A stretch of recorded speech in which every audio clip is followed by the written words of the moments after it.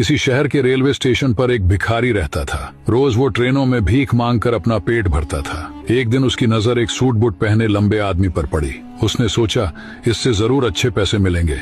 वह उसके पास गया और बोला, साहब कुछ दे दीजिए। लंबा आदमी मुस्कुराया और बोला, तुम हमेशा मांगते ही रहते हो, कभी किसी को कुछ देते भी हो? भिखारी शर्मा गया, साहब मैं तो भिखारी हूँ, देने के लिए मेरे पास क्या है?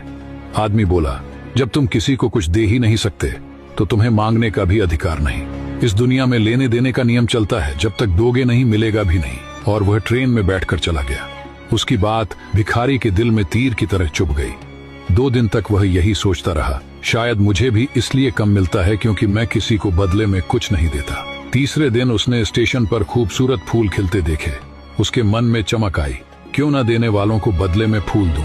उसने कुछ फूल तोड़े और भीख मांगने चला गया। अब जब भी कोई उसे पैसे देता वो बदले में मुस्कुराकर एक फूल दे देता।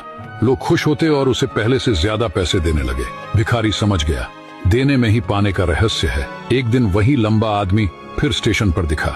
भिखारी दौड़कर गया, साहब आज मेरे पास आपको देने के लिए फूल है, आप मुझे पैसे दीजिए, बदले में मैं आपको फूल दूंगा। आदमी मुस्कुराया, वाह अब तुम भी एक व्यापारी बन गए। भिखारी की सोच बदल चुकी थी। अगले दिन से वह स्टेशन पर नहीं दिखा। 6 महीने बाद वही स्टेशन 2 सूट बूट पहने व्यक्ति आपस में मिले। एक बोला, कहो पहचाना?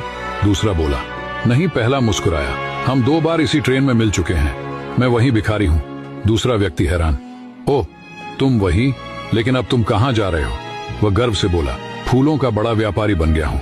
लोगों ने मेरी भीख नहीं खरीदी, मेरे फूल खरीदे। आपने सिखाया था जब तक हम कुछ देते नहीं हमें मिलता भी नहीं।